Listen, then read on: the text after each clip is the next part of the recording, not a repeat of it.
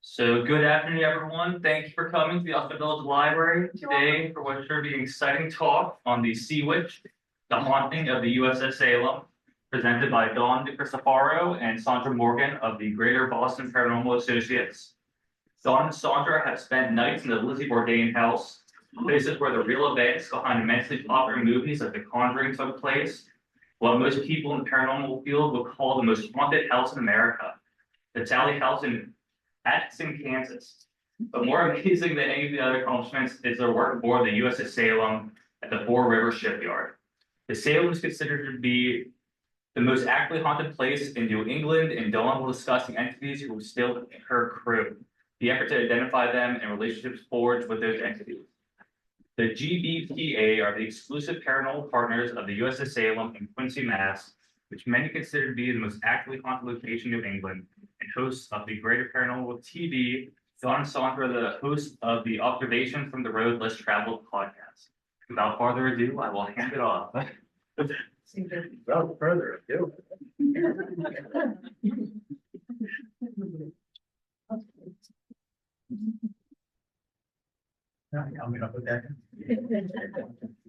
Well, thank you very much for coming. We appreciate it very much, and we hope you enjoy what we've got to say. We are, as you were told, we are the Greater Boston Paranormal Associates. This is our logo. Pinocchio. Get it out early. All right, give it a shot now. All right. There we go. There we go. So this is our logo, as I said, as you see at the top, 139 is an homage to USS Salem, which is our base. She is a heavy cruiser, CA 139. And the Latin phrase, mortus vivere, or the dead limb, is at the bottom, and that's kind of the thing we go by. Our team is a little bit different than a lot of teams, and believe me when I tell you, I'm probably underestimating when I say hundreds of teams like ours across the United States. I think we're maybe a little bit different than a lot of other teams in that we're a varied group. We're comprised of people who are really devout believers. We have some people in our group that are major league skeptics. We have sensitives, Sondra among them. And we have at least one insensitive, and that's me. So, we use equipment that is technical. I'm going to call it cutting edge in the paranormal field anyway. But we use a lot of old school equipment. Sondra and I are both prefer old school equipment. I like my dowsing rods, as does Sondra. She's a pendulum person, and that's something that we enjoy doing. I think we feel that the connection with the entities we're dealing with is more personal when you're using those kind of equipment as opposed to electronic stuff. But there are people that would tell you differently. We've been investigating the unexplained for quite some time, and of course, people around the world have been chasing this stuff down for centuries, and we feel it's important that we have members that look at things from various directions, because without open minds and open hearts, there's really no way we're ever going to find the answers that people, as I said, have been looking for hundreds of years. One thing that we feel very strongly about, and the ship is a big part of that, is that we feel as though the people that we communicate with are basically the same people they were before they passed over. And that being the case, we feel as though they should be treated with the same respect that you would treat anybody that you met in the course of your daily life. We feel as though, they're not trained SEALs. They don't respond on command, and you can't expect them to do your bidding just because you want them to. They're people, and they have moods. We're well aware from our time aboard the ship that they have moods, and sometimes they're a little bit moody. Sometimes they're a little bit happier to interact than others, and we've gotten used to that, and like I said, there's the same as people that you deal with every day, that's just something that they have to deal with. Last but not least, we travel a lot together. You heard, out to Kansas and places like this, and we have a tremendous amount of fun when we travel on those trips. And when we no longer are having fun doing it, then that's probably going to be time to give it up, I think. Okay, that's not us. I wanted to show you how much fun we have, but that's. So this picture is taken on the front porch of the Sally House in Atchison, Kansas. Sally House is probably, to people that do what we do, considered to be the most haunted house in the United States. It's history, sorry? Not in a good way. No, not in a good way. It's truly the only place I've ever been, speaking only for myself, that we were there 15 minutes. And I think I said, this place does not want us here. Sondra in particular was picked on a little bit. The Ouija board at one point, what did it say? Sondra dies tonight. No one lives there. No. It's run by the Atchison Chamber of Commerce strictly for paranormal investigations, overnight investigations. And as you can see, we're laughing and joking around. I have a picture from the next morning that is far more somber than this one, believe me, because we had a long night. It was kind of funny. It was one of those nights where when we first got there, it's a lot bigger than it looks from this picture. Just the porch. And when we first got there, we all picked out the rooms where we were gonna sleep and all this stuff, and we all ended up sleeping in the living room. Sleeping bags on the floor and stuff like that. Nobody wanted anything to do with sleeping alone in the bedroom. So. I need to think back about that is I hadn't had COVID for outbreak. When we came back from this trip, I had it so bad. I had to go to the hospital. So it was very interesting. Yeah, it was a long night. And like I said, it was the only place I've ever been that clearly didn't want us there. Made it known in a lot of ways that it wanted us out of there. In fact, at one point it said, your people leave now. Yeah. And I said, it's 3:30 in the morning, we're not going anywhere. And it said, kill you all. Is something special happened there? They said it was a doctor. It was a doctor who lived there who performed a lot of unnecessary surgeries. Sally was a little girl who lived there, and some say is the primary spirit who's still there, but I She don't. wasn't the mean. But we certainly didn't have much interaction with her. We think it was the doctor who were dealing. When you say they said that, how do they communicate? In a number of ways. We're gonna talk about that. We're gonna talk about the ship primarily, but before we get there, I brought some equipment and I want to show you a little bit of what we do so you get an idea of what I'm talking about, okay? So you may have seen us around. We've been on TV, but we're not quite what I like to call para-celebrities. Yeah. But we've been on TV. The Kindred Spirits is a pretty popular show on the Discovery Channel, and we've been on Kindred Spirits, Most Terrifying Places. Sci-Fi Channel's Ghost Hunters, kind of the original, as us. Channel 5 Chronicle has been to the ship a couple of times now. CBS Boston or Channel 4 came to the ship and did a thing one day. A lot of radio, WBZ, and we're kind of regulars on WATD, which is in Plymouth, Marshall. And believe it or not, so the original, as I said, is a guy by the name of Jason Hawes from Ghost Hunters. And I kid Jason occasionally that he's been on TV for 25 years. And in one afternoon, we had a bigger audience than he's had in all of those 25 years combined. Because ESPN called us and told us the head football coach at UConn, the house he was living in on campus, was haunted. This is Jim Mara, who was coach of the Atlanta Falcons at one point. Where is this house? It's on campus at UConn. Okay. So they invited us down and we went down, we spent 3 or 4 hours there and had a very interesting evening in the house. And the Saturday before Halloween, we were on ESPN's College Game Day. So like I said, I tell Jason when I have an opportunity that we've had a far bigger television audience than he's ever had, no matter how many years he's been on TV. That was a good night too. That was an interesting night because this picture you can see, the people in the middle are Coach Mara and his wife Kathy. Kathy Mara was very, very concerned about what was going on in the house. And what we were able to tell her when we left, because UConn is all on Native American ground anyway.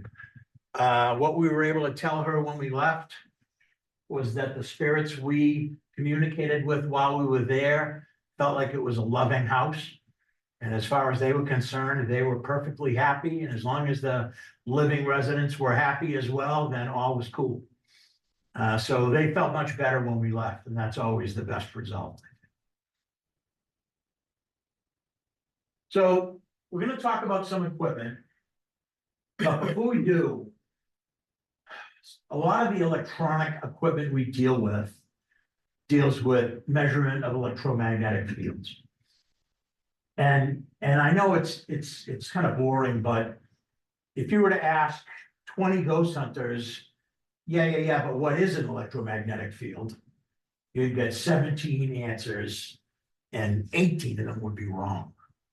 So I just wanted to, before we get into it, very, very quick. An electromagnetic field is a field that surrounds and interacts with any object that has an electric charge or is moving. It, based on the name, you can tell it has both electric and magnetic components. It transmits as a wave, like a light wave. Varies in strength and frequency. It measures on a spectrum. All living organisms, humans included, of course, generate their own electromagnetic field as a result of the electrical activity in their bodies. And the human electromagnetic field can be detected by the more sensitive of our instruments, not all of them, but the more sensitive instruments that we use.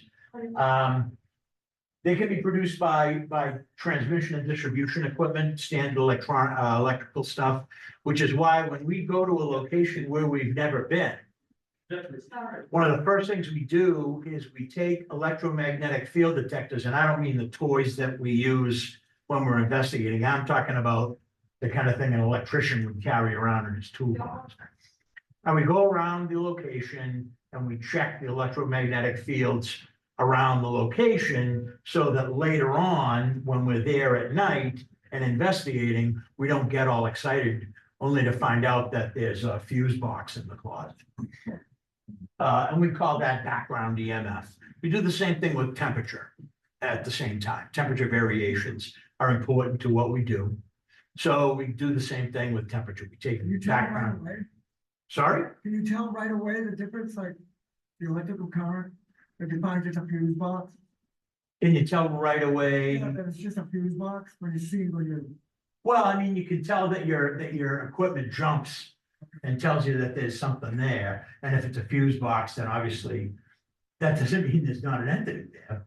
But I'm not gonna, my assumption is always gonna be that it's the fuse box or the break box that's causing the equipment. So there you go. So let's take a look real quickly at some of the equipment we use just to kind of get it out of the way. Talk a lot about electromagnetic fields, and when I first started doing this 20 years ago, this is what's called a K2 meter. And you were no ghost hunter, boy, if you didn't have a K2 meter. And it's an EMF detector, but it's got lights. Ooh. Because people like lights. But it is basically an EMF. The only improvements that have been made to this is that when I got my first K2 meter, you couldn't turn it on and leave it. You had to stick a nickel in here to keep it on, because that was the only way to not to have to keep your thumb on it all the time. And what happens here, as happens with basically everything else, at some point, the guy that makes K2 meters decided he had sold pretty much all the K2 meters he was ever gonna sell. So he had to come up with something more more advanced. Hence the Paralight. And it's a K2 meter, that's what fancy. It does the same thing. Although the truth is, we really like the Paralights because they're nowhere near as sensitive as most of the equipment we have. So that when we're in a location and the Paralight starts going off, it really tips us that there's a strong possibility something is happening there. And we want to spend a little bit more time in that particular room or that location. They're great on the ship. And you know, one of the ways we know something heavy duty is happening is that we'll set several REM pods and several Paralights around the room. And when they're all going off in stereo, it's really something to see. How much of a radius, how far, like a room this size, how many would you need? Well, you'd only need, I mean, you know, you'd put one in the middle because theoretically, I'll say, an entity needs to get near it to set it off. What's it cost about? These, Yeah, I'm embarrassed to tell you, these are probably about $200. oh, that's not too bad. All right. Congratulations. This is a REM pod, and these are about $350. You in? Because I'll sell you this one for $325 right now. I have to learn more about it, this is interesting. This is my first time with something like this. So this is a REM pod. It is an EMF detector like everything else. The difference between the REM pod and the other detectors are that the REM pod generates its own electromagnetic. So not only does it detect electromagnetic fields, but it also measures the delta between its own EMF and something that's external. And that's useful in a lot of cases. Also, this is much more attention grabbing because it makes noise. It measures a lot of things, measures temperature as well, which can be kind of difficult because in a lot of locations we go to, the ship is 100 degrees in the summer and 20 degrees as fall starts to turn to winter. So temperature fluctuations are big and you have to keep resetting it a lot of time just to shut it up. But these are pretty valuable instruments. One of my favorite pieces of equipment from an electronic standpoint is called a puck or a static pod. Very simply measures static electricity. And one of the reasons I like it is that unlike a lot of the stuff we use, the thought process behind it is very clear to me. Anything that moves generates friction. Friction generates static electricity. And the thinking here is that an entity moving through our dimension or moving through our space creates friction and creates static electricity. Oftentimes, correct me if I'm wrong, but oftentimes this is the first indication we get that something may be happening where we are, the static pod stuck. I can't remember the other bullets that you had up there that talk about this equipment, but it said living, so would entities be considered living? So most of this equipment, a REM pod isn't sensitive enough to detect us. Okay. Static pod, however, is. If we have static pods on the floor, if I were to walk up and kind of walk around it, it would go off. So we kind of have to back off those. It all depends on the equipment's sensitivity.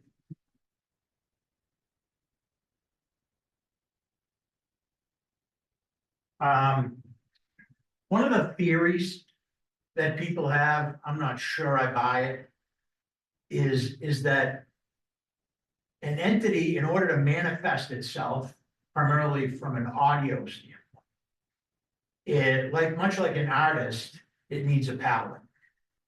Like a sculptor needs clay, like an artist needs a canvas. And what this device does.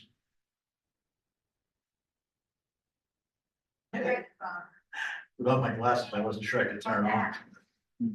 What this device does is give you white noise to create that pattern. It's called a spirit box. And you can set it a lot of different ways, but primarily what it does is scan radio waves. You can set it to either AM, FM, or both. You can set the speed with which it runs through the frequencies. And again, theoretically, a lot of times you'll get stuff audibly off this device. It's one of those things, in my opinion, that I guess, I don't know, when it works, it's amazing. We do something called an Estes session in some locations. And what that is someone will go distance themselves from the rest of the group. We were at a place last Friday night where there was a big bedroom that had a good sized closet. And we had a person sit in the closet. They had their spirit box with headphones. So they couldn't hear anything but the spirit box. And we would ask questions. And it's amazing how often the person answers the questions because they hear the answer. It's amazing. We were on the ship one time and one of the gang wasn't there. A young woman by the name of Eva Nagy wasn't there that night. And somebody was doing an SD session back in the third mess. And as we were back there, Eva texted and said, "How's it going?" And the person in the other room said, "How's Eva?" Wow. So, how it happens is a mystery. I really can't say. But as I said, when it works, it's amazing. Something that's real big now is infrared. There's a company called FLIR, Forward Looking Infrared, that is really the master of this stuff. This is a FLIR. It attaches to the bottom of your iPhone. A good FLIR camera will run you, up to $7,000 or $8,000. Yeah? Let's talk later. This attaches to the bottom of my iPhone. It ran about 4 bills. And it works great. It's a video camera, still camera. And it basically captures IR, heat variations. The funny thing though is, while this cost me about $400, three years ago, one of my kids put this in my stocking. And other than the fact that the range isn't quite as good, it's just as good as the FLIR. And I guarantee you, whoever put it in my stocking did not spend $400 on it. It's an interesting tool because personally, I always wonder if whatever we're dealing with is dead, then how the hell are we looking at a signature? But you see a lot of blue to show cold. So maybe that's what we're looking at too. It's interesting. Something I didn't bring with me because it's really cumbersome is something called an SLS camera. And I'm gonna make believe that I don't think you'd get it. So I'm not gonna tell you what SLS stands for. The reality is I can never SLS. But it's basically video game technology. If you've ever seen how they make video games where they have an individual in a suit that's got reflectors all over him. What an SLS camera does, it is a radar emitter. And part of the unit is basically an iPad monitor. And what you're looking at on the monitor is what's bouncing back to you from the radar. And if you're picking anything up, what you see is a stick, basically. It's, you gotta be very careful with it because it maps everything. You know, a coat rack in the corner, it's gonna map it. So you've gotta be very careful with it. But we've had some incredible results.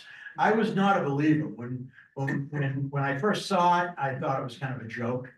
When we first started using it, it was kind of a joke. But we've had some incredible. We were at a place in Weymouth called the Emery Estate. And there's a young boy named Timothy who died in a carriage accident in the front of the mansion. And we were in a bedroom on the third floor. There were three of us, and we saw a small figure on SLS. And one of the guys said, "Can you raise your hand and just wave your hand and say hello?" And the figure did it. That's cool. And then I said, "I'm gonna go over and stand next to this thing for scale." So as you're watching the video, you see me walk over and stand next to this thing, and it comes up to about here.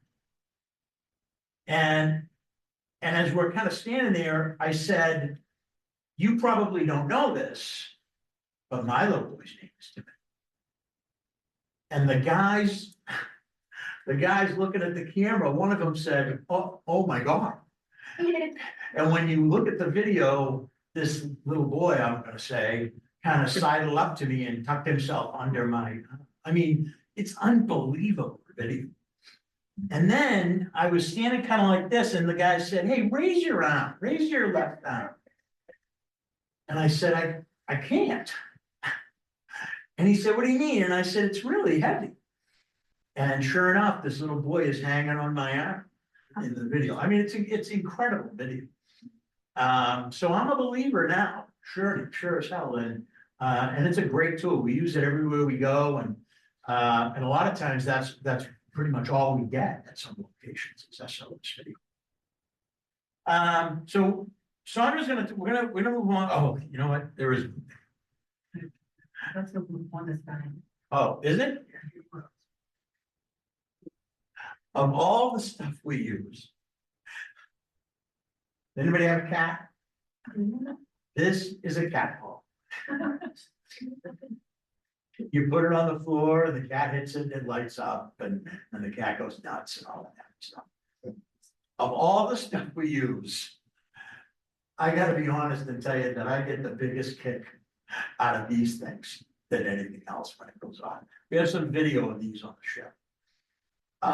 Because it's sitting and all of a sudden it'll start rocking a little bit and it'll go off. And in one of the videos we have, it falls off a bunk ship. And of course you buy them by the dozen on Amazon, so that's cool. Yeah, that's cool. So we love them. We use them. As you can see, we don't fool around. We got plenty of things. So Sondra's gonna talk a little bit about some of the more personal equipment that we use. Can we do that now? Yeah, we're gonna talk dowsing rods and Okay. and pendulums. So, a couple things that we use, pendulum, does anybody have a pendulum here? Yes, so, and it, does it move for you? Yeah. And basically, what it does is you have to kind of stay, put your arm stationary so that it can actually work and you're not moving it.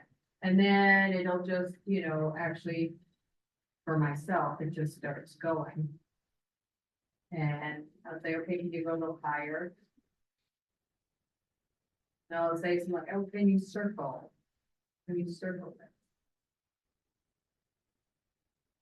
We'll start circling. But basically, the reason why we do use these is to communicate with spirits. You can use a pendulum. You can say, okay, if there's someone here and the answer is yes, how are you going to let me know? So apparently that's a yes answer.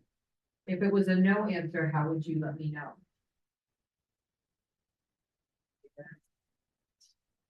It's just going still. If it's no, how would you let me know? Looks like it's circling. It is, it's straight, no, it's sorry, it just wants to go one way. So all the answers are gonna be yes? Yeah, let me know.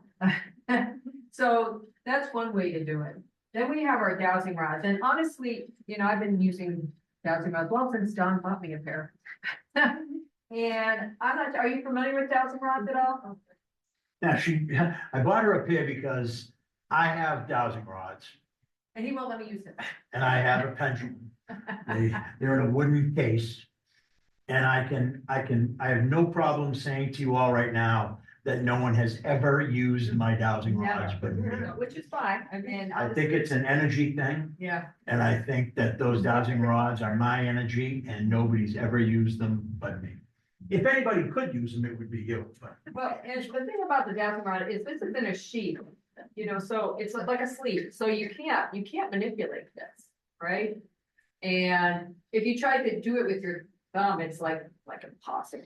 So you hold this part here, and I'll show you in a minute exactly what it does. And there's one person I've talked to in particular who I will ask, who am I speaking with? And they put the rods in a certain, you know, a certain shape that I know who I'm talking with.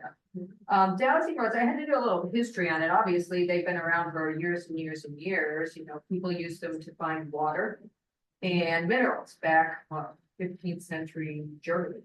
So I'm going to demonstrate these for you right now. Let's see if somebody wants to talk. The first thing I'll ask is for them to point them away from me. If there's somebody that would like to talk. And who am I speaking with? So this is the direction, the shape in which I know whom I'm speaking with. Can you straighten these out, please? Now I'm just gonna do the alphabet one time, because otherwise it gets very cumbersome. Can you spell out what your relationship is to me, yes or no? That's usually a yes. Can you show them what a no is? All right, you wanna play the alphabet game? All right, let's spell it out. Say B, C, D, E, F, G, H, I, J, K, L, M. Okay. And what's the next letter? I promise this will be it. B, C, D, E, F, G, H, I, J, K, L, M, N, O. It's my mom. She just passed her. So she's been coming to me because she and I would play around with these dowsing rods in my apartment, and she was like, "Right, Mom?" Yeah. So Mom, can you point these to where Dawn is? Yeah. Thank you. Can you straighten those back out for me? So where are you in this room right now? Right next to me? All right, thank you, Mom. All right, so that's how the dowsing rods work. Mom, you didn't know that you were going to be the center of attention, did you? Yeah, I'm kind of chuckling right now. Thank you, Mom. I'll talk to you soon, okay? All right. That's how we can. Whoa, I can't believe there's a real ghost. It's my mom. She's here with me. Whoa. Anyway, I love, you know, one of my favorite things about using the dowsing rods, and I use them on the ship usually when we have guests. And I love the reaction of the guests when, after watching yeses and nos yeah. for, you know, for a few minutes, then saying, "Where are you in the room?" And all of a sudden they go. And the reaction is usually pretty good. And we do, I know I asked specific questions when I first started this to make sure I was actually speaking with my mom. And she answered. You know, we did the alphabet game a lot more because, you know, obviously that's the only way I can get, something that's not a yes or no answer. But she was, I mean, spot on with that, so I know exactly where. And that's why I asked her, so if I'm going to speak with you, how are you going to let me know? And that's why she does this with the rockets. So. So, you know, as I said, I wanted to give you an overview. You're gonna see some video of us using different equipment on the ship. So I wanted you to have an idea of what you were gonna be looking at. To the star of the show. USS Salem is the only heavy cruiser left in existence. Her two sister ships, the Des Moines and the Newport News, were in service longer than Salem, but are now useful things like razor blades and things of that nature. While Salem sits at the Quincy shipyard, about 75 yards from where she was built, where her keel was laid. She was only in service for 10 years, 1949 to 59, which is a really short period of time for a Navy ship, especially a ship the size of Salem. But, you know, I think she was a victim of timing. You know, she was built right after World War II. She was the last ship the Navy built that was all guns and no missiles. And by 1959, the Russians and Americans were building submarines like they were going out of style. The Cold War was starting to kick into high gear at that point.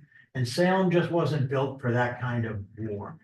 She was built to slug it out with other ships like Salem, and there were no other ships like Salem. So they decommissioned her. They talked about bringing her back in the mid to late 60s, 67, 68. But I think the cost turned out to be prohibitive, and they sent her to Philadelphia to the mothball fleet. And she came home to Quincy in 1993. Salem never saw combat. But I like to tell people that I would like to hear about any Navy ship anywhere in the world at any time that never saw combat and saw as much death as Salem saw. She spent most of her time in the Mediterranean as flagship of the Sixth Fleet. And in 1953, while she was in the Med, there was a very serious earthquake on one of the Ionian Islands off the coast of Greece. And because she was there, she was basically the hospital. She was only there for a little more than 3 days, but the estimates are somewhere above 1,700 people brought aboard the ship for treatment over the course of the 3 days she was there. And the death toll, and again, these are estimates, the death toll is estimated to be somewhere in the neighborhood of 85 to 90.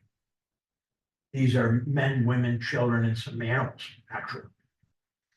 And again, I say estimates because, you know, I think the thinking at the time was get them on the ship and treated and get them off the ship again. I think they were more interested in doing that than they were counting them. And as I said, she was only there for, you know, she wasn't built for that. She didn't have medical supplies or food or even fresh water to sustain a mission like that for very long. So she was only there for maybe 3.5 days, and then she came back to Boston. The second night she was back in Boston, a light aircraft carrier, the USS Lady, had a catapult explosion on the next pier. And a lot of those guys were brought aboard Salem for treatment. And 6 of those guys died aboard Salem, 6 guys from the Lady. In 1956, she was on the way back to the Med via Europe. She was steaming with a destroyer called John R. Pierce. Pierce was doing anti-aircraft drills, and our understanding is that they halted the drill for some reason. And when they restarted it, they loaded a gun that was already loaded. So the mount exploded. 1 sailor was killed outright. 7 guys were brought aboard Salem for treatment. and 4 of those guys died aboard ship. So between those incidents and 3 that we know of shipboard fatal accidents amongst the crew of the ship while she was in service, we figured the death toll to be about 100 over the course of her 10-year life. That's a lot of people in a very short time in a very consolidated space. And as I said, in 1993, she was brought back to Quincy. I've been aboard Salem now for close to 20 years. And when we first started going to the ship, we spoke primarily to civilians. There was a young man named Nico that we spoke to regularly, primarily using dowsing rods. He always came forward right away, and it was always a pleasure to speak to him. I always felt terrible afterwards because he always seemed to be looking for his family. And the idea that there was nothing we could do for this guy used to beat me up a little bit. But we used to talk to him on a very regular basis. Nico is no longer aboard the ship, or we no longer speak to him anyway. And I've chosen to believe that's because he found his family and they moved on. I don't know whether that's what happened or not, but I'm going to stick to that because it makes me feel better about it. There's a young girl named Lucy, 7-year-old girl, who is aboard the ship with her mother, father, and we think maybe a brother as well. We speak to Lucy and her mother anyway, on a very regular basis. Lucy primarily through electronic instruments, the mother through the dowsing rods. We laugh about speaking to her father because every time I speak to Lucy's mother, I ask if her husband is there, and she always says yes. And I always ask if I can speak to him, and she always says no. Once in a great while, I've spoken to him a couple of times, and then she shows up and bang, he's gone. So I don't know whether he flees or whether she just makes him shut up. I'm not really sure which it is. And then, well, not so much anymore, but at the beginning, down in one of the berthing areas, there seemed to be a lot of children kind of hanging around. It's been some time since we've spoken to any of them. But that was the case. Things have really changed. From the very beginning, there was a man aboard the ship that we just called the angry guy back aft. He was in the 3rd mess, and he was back there, and he was always, I know that he mistreated women some of the time. He was very ornery all the time. We didn't know who he was. We assumed he was a sailor, but we really didn't know. I'm going to be honest with you and tell you that the group I was with at that time, they were just terrible. They're still around and they're still terrible. But I chafe now at the time we wasted when we could have been moving forward the way we've moved in a short period of time with my gang now. In any event, he was back there. And eventually we started to call him the chief, just because he seemed to be the man aboard the ship. I think this is a pretty good picture. We had some guys aboard the ship, YouTube guys. And the YouTube guys, they're all nuts. Oh, they're all crazy people. These guys came aboard the ship and they were nice. This is a guy by the name of Elton Castee. Nice guy. You know, he called me. I want to say I was 62, probably when he called me. And he said, "My name's Elton Castee. I'm a YouTuber." And of course, my first thought was, your parents must be so proud. Then, of course, he pulled up to the ship in a Maserati, and I realized his parents were probably proud in a villa in the Dominican Republic that he bought them. So he was probably doing all right for himself. And they came aboard, and I say they're crazy. Elton is a great guy. He's very respectful, and I like him very much, but they're all nuts. They came aboard, and one of his guys started climbing the 8-inch gun turrets up forward as soon as he got aboard. The next thing you know, he came down and he had this big gash over his eye. And Elton said, what happened to you? And he said, I don't know. He said, I was fine. He said, I think I banged my own head against the metal. And of course, I'm standing there going, that's not what happened at all. The chief was very unhappy with everything that was going on. And they spent the whole night being shoved. One of the guys said he was lucky because he happened to reach out and grab a railing right before he got shoved at the top of a ladder. And he said he was sure he'd gone down that ladder if he hadn't reached out and grabbed the railing just in time. And that's not stuff that happens. Not really. Not unless you deserve it. Well, not unless you deserve it. So when they left the ship, one of the guys was on the pier, he turned around and took this picture. And this is the full picture here. But I still, to this day, there's no doubt in my mind, this is the chief making sure those bastards were leaving his ship. Because he didn't like them at all.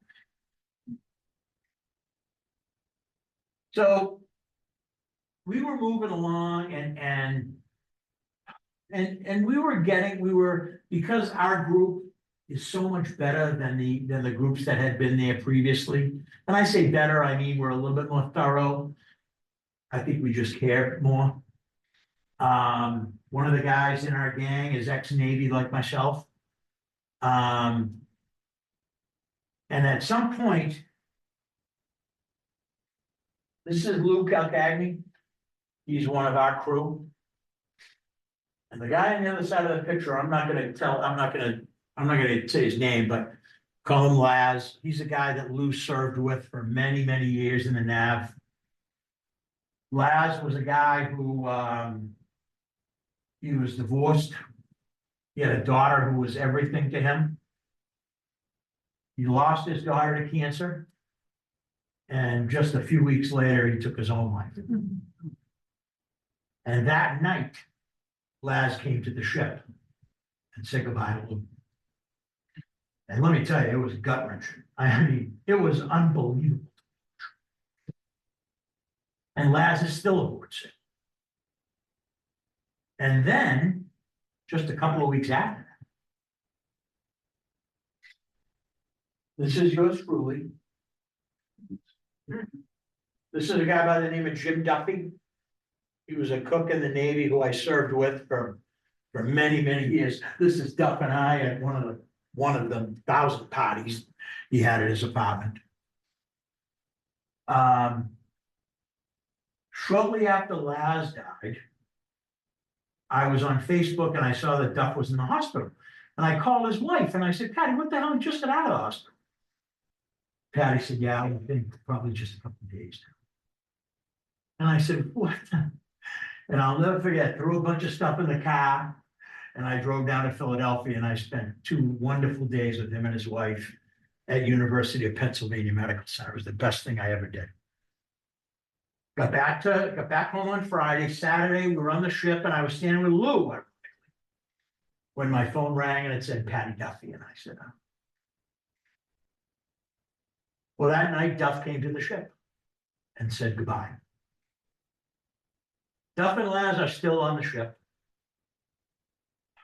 And while this may sound crazy to people who don't do what we do, what I'm going to tell you is this. There were a lot of sailors aboard Salem that we didn't know anything about. I'm going to say that Jim and Laz got to the ship and told all those sailors, hey, you know, these guys are Navy. They have the same vocabulary as you. They know what it was like to be away from their families for months and months, to be out to sea. You should talk to them. Because things on the ship just exploded. I mean, just exploded. We were suddenly, it seemed like every week, right? There was somebody else saying, hey, I've got a story to tell. I mean, it was crazy. These are 2 of the whiteboards in my office aboard Salem. And these are the guys we talk to literally every weekend.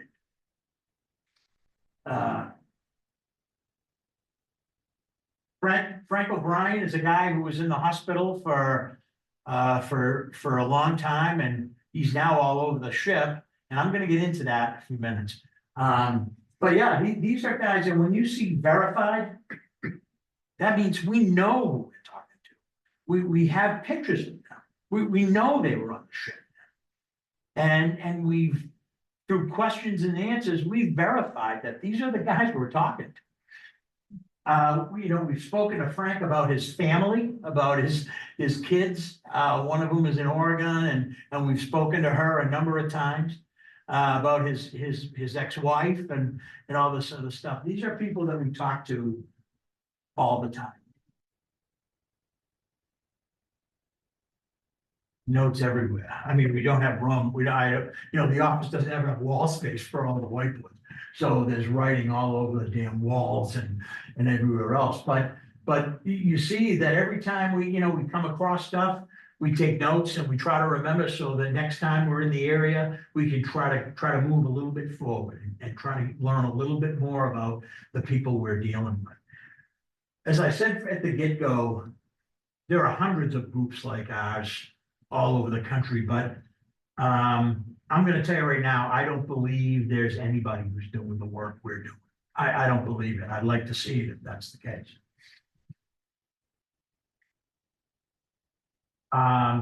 Getting there, however, was no picnic.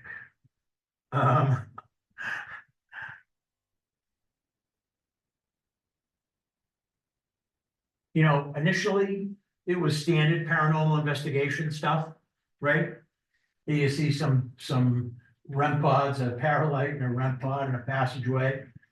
This is one of our members, Danielle Rosner, with a pendulum down in one of the birthing areas. This is the hospital, and you can see the equipment on the bunks. So initially, it was just standard paranormal investigations. We found a place where there was an entity, yes, no, and we got some answers. We kind of moved in the direction and got some names and things of that nature. And that was how we started. So one of the reasons I wanted to show you the equipment was the day I lost Duff, we spoke to the chief in the wardroom galley. The wardroom is where the officers ate. On a ship the size of Salem, everybody has their own place to eat, the crew, the chiefs, the warrant officers and the officers. And those places all have their own kitchen or galley. So we were in the wardroom galley. And I cut this clip down as short as I could while still showing you everything I want you to see. You're gonna hear a motion sensor go off out in the passageway. There's a REM pod on the table and a paralight that are gonna be going off as we're asking questions. And you're gonna have a guest and one of the members of the gang who are gonna tell us before the motion sensor in the passageway goes off, these women both say they got headaches as something we think walked by them out into the hallway to head up the other direction. So again, this is the night, this is the day I lost Duff. This is that night.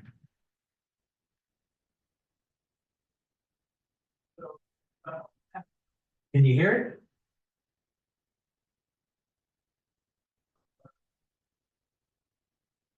So. So I'm gonna have. Know what I lost today?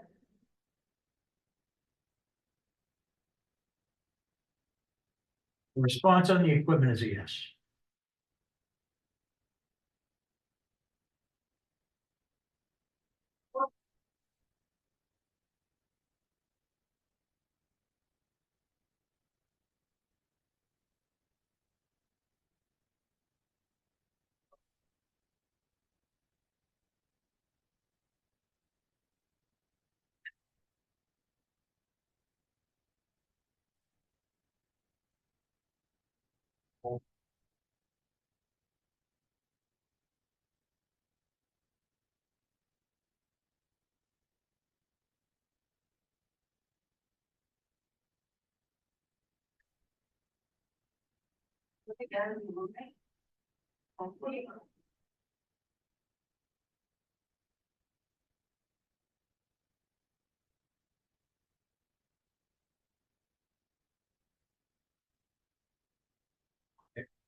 We were happy about that because we were talking about whether they could read our minds.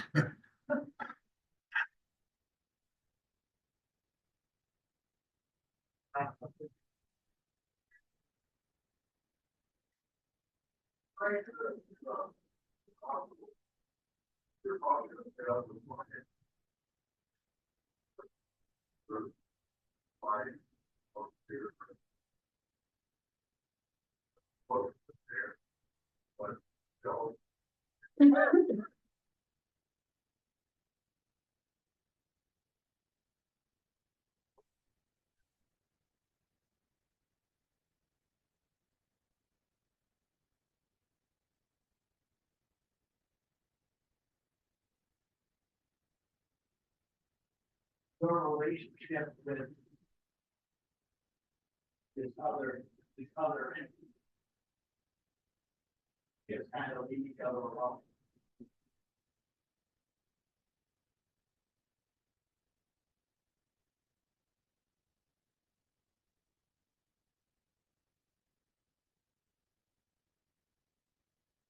Motion sensor. Exorcist.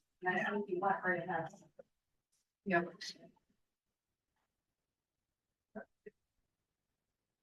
I have this feeling in my head. That's all.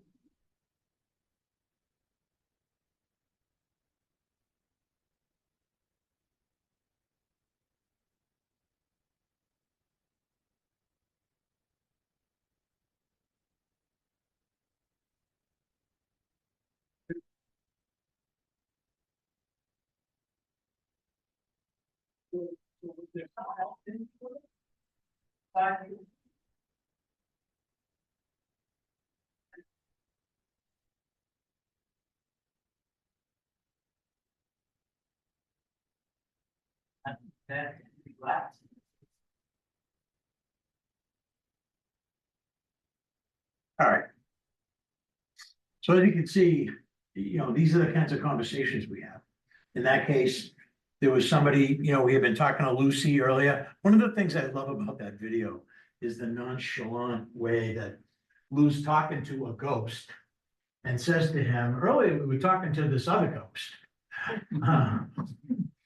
And then later it's, we were talking to this other ghost and another ghost scared her away. Do you know who that was? And we're just so nonchalant about it because we're just so used to it. So as you can see, that's kind of the standard way we move forward in learning who these people are and learning about them. But the real work is research. That's where it all really is. How many years have you been doing this, the USS Salem? I've been with the ship almost 20 years. That's But I'm gonna say in fairness to the team, all the stuff I'm talking about now is over the last 3 or 4 years. Really.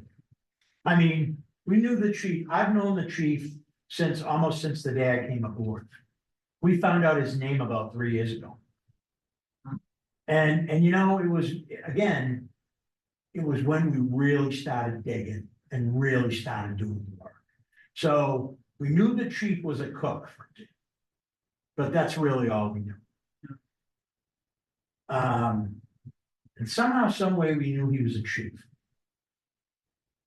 But we couldn't get his name. And I'm gonna show you in a second how I went through all the chief cooks on the ship and tried all of those names and got nothing. And then about 2 years ago, somebody asked him something about when he made chief. And he made chief while the ship was at sea. And it dawned on me that he might not have been a chief in the books that we were looking at. So I got all the first class cooks. And we found Commissarman First Class George Parker. And that's just how it goes. Sometimes you trip over the stuff. But for the most part, it's dead. So when a ship like Salem goes on a deployment when they come home, they issue what is basically, like a high school yearbook. The cruise, it's called a cruise book. And we have all the cruise. Some of them are easier to go through than others, because some of them I have on, CD. Mhm. And they're not searchable, so it's a real pain in the neck, but fortunately, we have some of the hard covers. And in the back of these books, most of them, Here's that one. this is 56. Yeah, 56, 57. They have a simple alphabetical listing of the.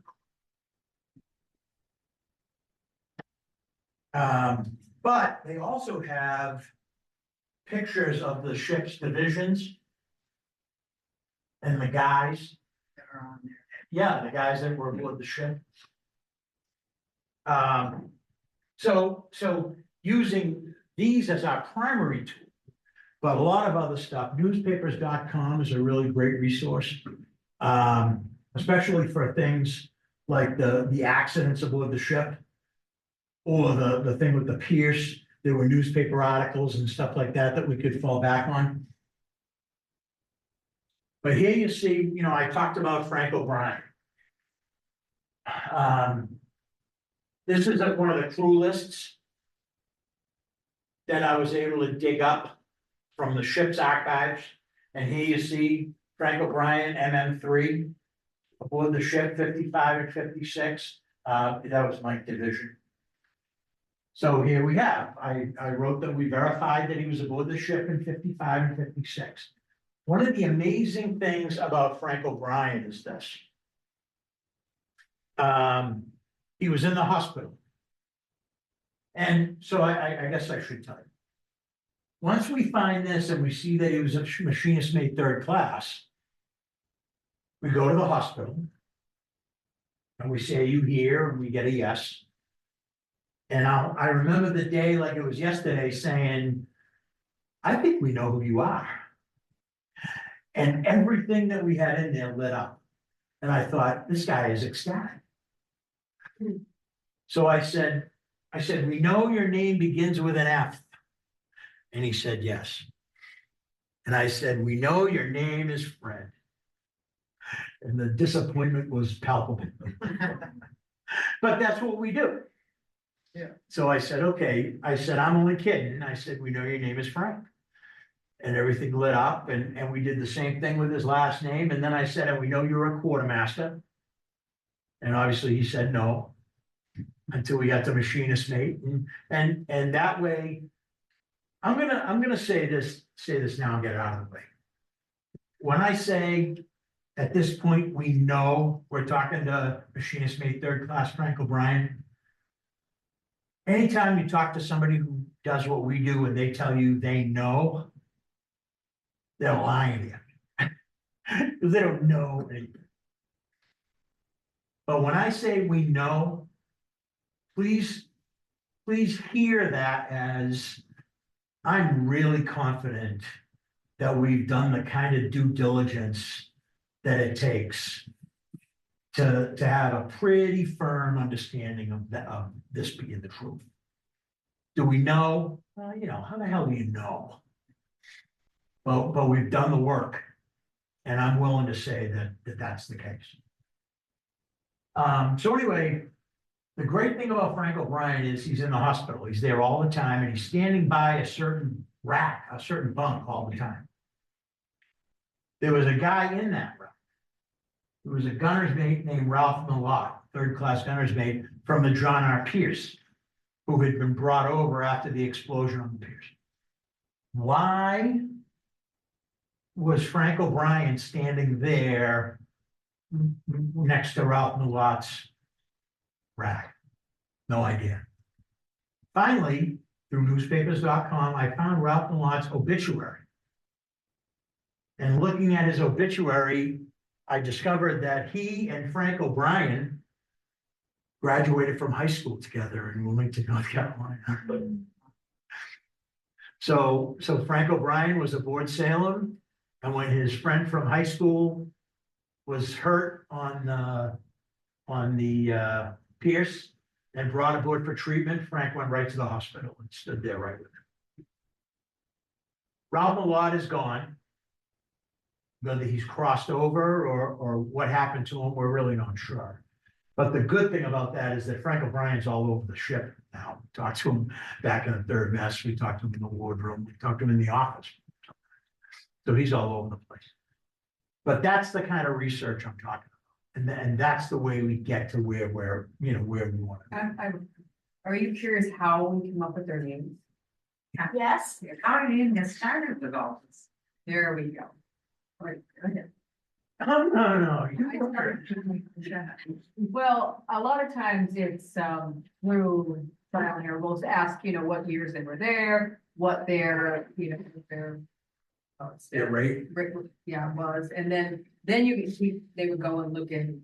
So some of them were found that way, because then we'll say, we think, you're this person. And that's tedious. I mean, Sondra's right, with a Frank O'Brien, you say, okay, when were you aboard? Before 1955? No, do Well, it that that one way. happened a little different. Sorry, This one that happened. one happened a little differently, and then you get to his rate.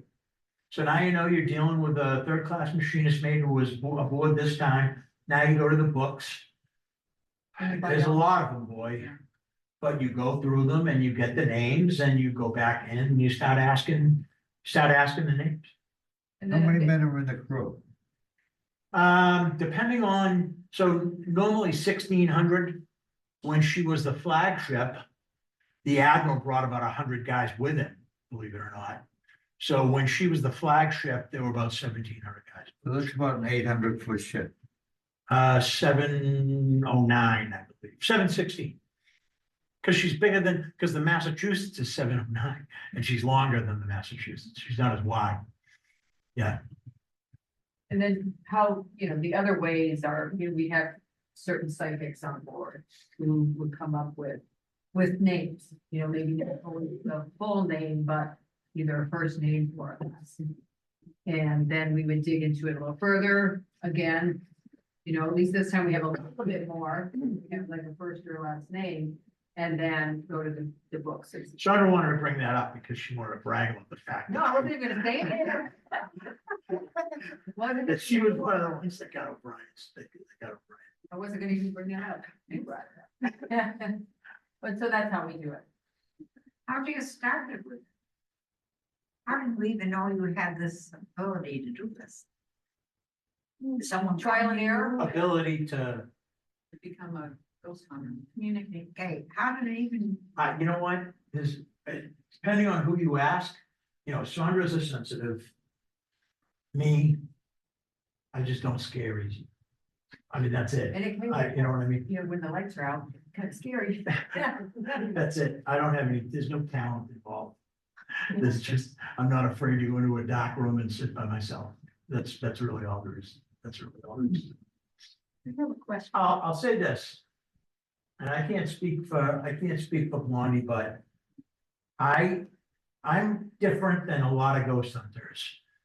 In that prior to becoming an investigator, I never had any paranormal experiences, nothing of the kind.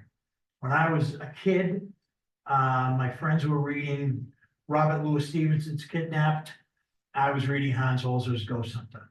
I mean, that's just the way it was. And when I was 16, my brother gave me a first edition copy of John Keel's Mothman Prophecies. And after reading Mothman Prophecies, I decided that sitting on the couch and reading about it just was absolutely not going to do the trick. I needed to find out what the hell was going on myself. And this past fall, by the way, we finally did my bucket list and we went down to Point Pleasant, West Virginia, and checked out all the Mothman haunts, the TNT area and the bunkers and all that crazy stuff. So there's a million different ways. Most people, it's because they have experiences and they want to figure out exactly what happened to them and why and things that. So some of the deaths aboard the ship were hard to track down because the volunteers aboard the ship tell 1,000 different stories about stuff that happened on the ship. And without evidence, you can't believe any of them. I mean, they're great guys and they mean well, but they all want things to be more exciting than maybe they really are. So they always told a story about a kid, young kid, who was killed in number 3 turret, which is the 8-inch turret back half. We never told that story to guests because I had no idea whether it ever really happened.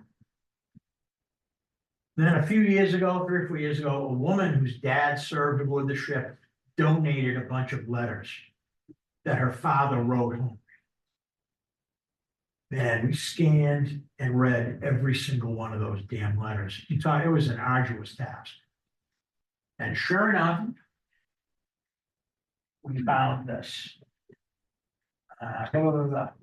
We had an accident on board ship today. 2 men were working in the gun pit in number 3 turret while they were elevating the guns, I guess. Oh no, while they were elevating the guns. I guess they didn't get the word to stand down. The guns work like a seesaw. When the barrel is elevated, the breech on the inside slides down into the pit. Well, the 2 men were crushed. One was not too bad. I love this line. One was not too bad. It was just his face and his chest.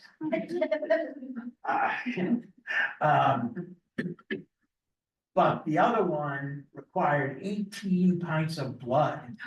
The doctors were operating all morning and all afternoon to try and save him. Right now, he's still alive, but I don't know for how long. The man who was elevating the guns had a fit down in the berthing compartment, and the medics had to give him something to quiet him down. So once again, when I say, do we know? No, we don't know, but I think that's pretty good evidence that this kid died back in number 3 turret in that accident. So what we did was I went to the book. This was 1958. I went to the book and I went to the gunnery division. And the gunnery division is divided by the turrets, by who works in what turret. And I got all the guys that worked in number 3 turret. And you went back aft with all those names. And we found gunner's mate Seaman Bill Austin, William Austin. He was the one that we believe was killed in number 3 turret. And we have a picture of him. We have a picture of that division. So again, you know, we have a lot of fun, but it's no picnic sometimes. Fighting through all the stuff we have to fight through to get to where we want to be. But it's important that you understand one of the things that drives us is that these guys deserve it. You know what I mean? He deserves not just to have people say that this kid died. He deserves people to know exactly what really happened, who he really was. He deserves it. So this is a pretty good video too. This is in the Chief Petty Officer's mess. And I'm talking to Jim Duffy with the dowsing rods. And Duff, for some reason, it took him a little while to figure out the instruments. I used to talk to him with their sticks all the time. But for some reason, it took them a little while to figure out how to respond with the instruments, and we give them a little bit of a hard time about that. But as you watch, you'll see me talking to them, and you'll hear these REM pods going off, and they're going off all over the place. There's one out in the passageway going off, and at one point I say to him, "Are you responding with the sticks and with the instruments?" And he says yes.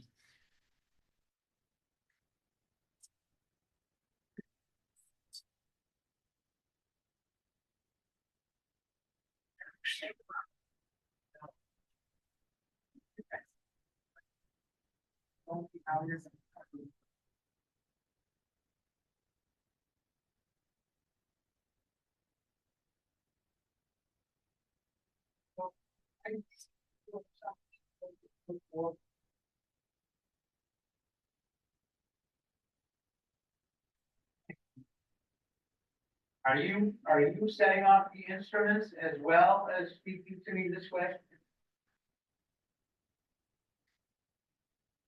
Okay. Are you a sailor?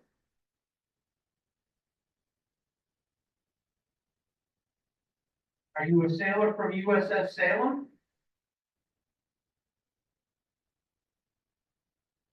Okay.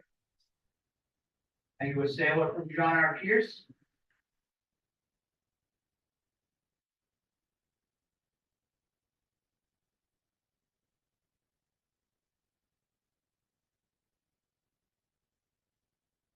You attached to anybody in this room?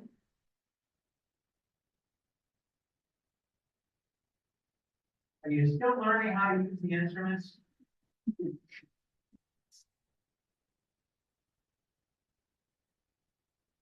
were like brothers, weren't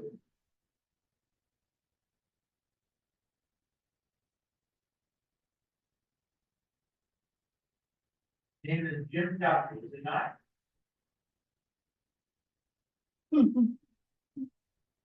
Dr. Duffy. That's it. So, just to wrap up, sorry, we've gone long, I know I always do. These are both in the hospital aboard the ship. And one of the things I always make sure to do is, we didn't take either of these videos. The video on the left was taken by an amazing group of deaf ghost hunters. I don't even know how they do what they do, but they've been to the ship. They're called Silence Paranormal. A young woman by the name of Crystal Lee heads up that gang, and they're amazing. And they've been to the ship a number of times. And the video on the right was taken by my favorite ghost hunting group name of all. The guy calls himself Schrodinger's Ghost.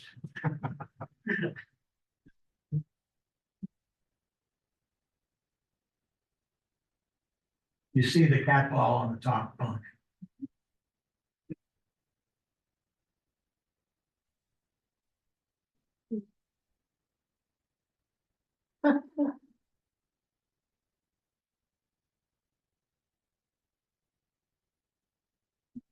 I mean, that's just sitting there. That's not hanging on the edge or anything. That's ready to go. This one is a little bit harder. What you see is a bed in the hospital. That thing going across is a tray, like for the patient to eat on or whatever. And the cat ball was on the pillow.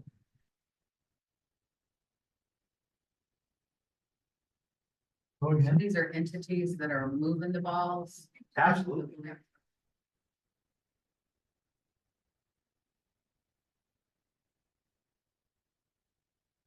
Oh, both at the same time. No banger, like it.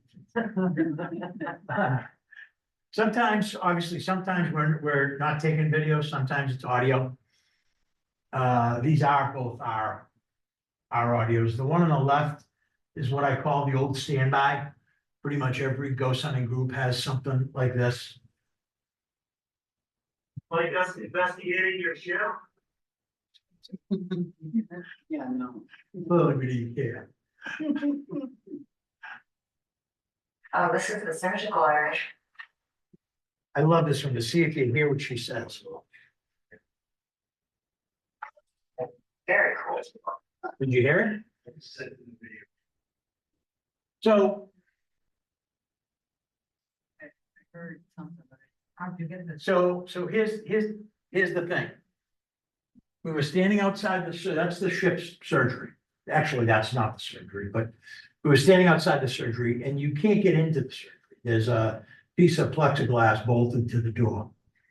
I have a key that gets us in around the back. But this particular night, I didn't have my keys. So we were talking about how to get in there. And they were arguing about who was gonna climb over the plexiglass and all this other foolishness. And the woman who was with us at one point said, well, I don't know, but when we get in there, I wanna lay on the table and put my feet in the stirrups and record and see what happens. And then you heard this little girl's voice. Oh, this is the surgical area. You want to go on? Yeah. I think she says, how would you get there? Like she was reminding us that we didn't know how we were gonna get in that goddamn room yet, so talking about what we were gonna do when we got there was I kind of thought you stupid. were gonna say she opened the door. Yeah. That would have been good. I think I might have led with that. That's what happened. So sometimes just pictures. This is the surgery. On the ship. And I don't know if this was the night, the evening, we were in the office. Yeah. And heard someone crying, Yeah, heard of heard a woman crying. And went down to the Of course, surgery. we always have to investigate, see if somebody's well, there, somebody not there. Yeah, that, so we went down, and I love this picture. Because to me, not only is there somebody laying on the table. But if you look carefully, it looks to me like there are people standing around the table. I love that.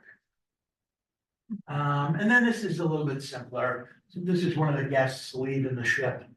And took this picture of something that looks like it might be running along the deck. But my personal favorite. We were in the hospital. And there were two people sitting, a woman in an orange blouse that you'll see, and a young guy sitting on one of the hospital beds. And I was on the next bed down, I think. And the woman kept saying, there's somebody behind me. I know, there's somebody standing behind me. I know it. And then the kid said, somebody hit me on the arm. So reached out and just took a picture facing that direction.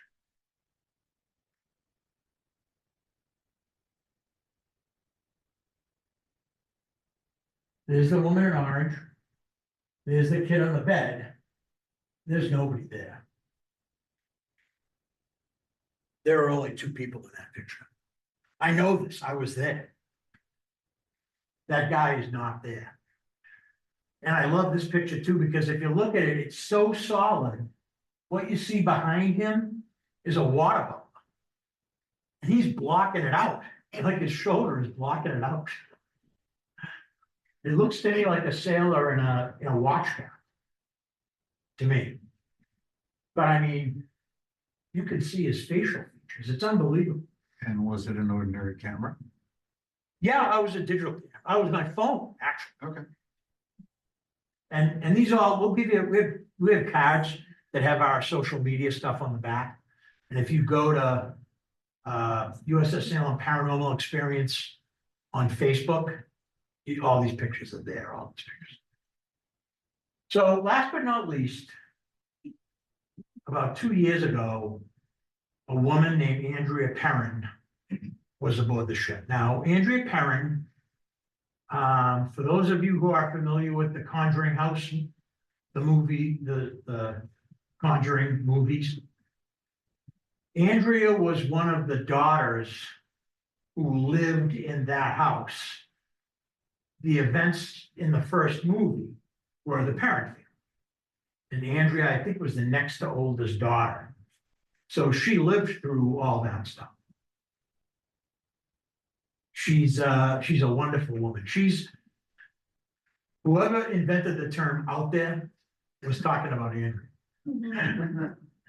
Having said that, she's a wonderful. She's a nutcase, but she's a wonderful, wonderful woman. She's very, very. Through all that stuff at the Conjuring House, yeah. She's very, very serious. Anyway, Andrea came to the ship and she had just had that she did something to her hip and she couldn't get below decks. And she said, "Oh, that's okay." She said, "There's plenty going on topside. I'm just gonna stay up here." And I said, "Whatever you say, sweetheart." So she stayed topside and she took these pictures. Now, if you look at this one, you see these two bright dots and one that's a little dimmer. And you see them in relation to this building. I don't want to date myself, but that's the building I worked in, and the shipyard was still open. And now you see the same three dots having moved over to right above the building.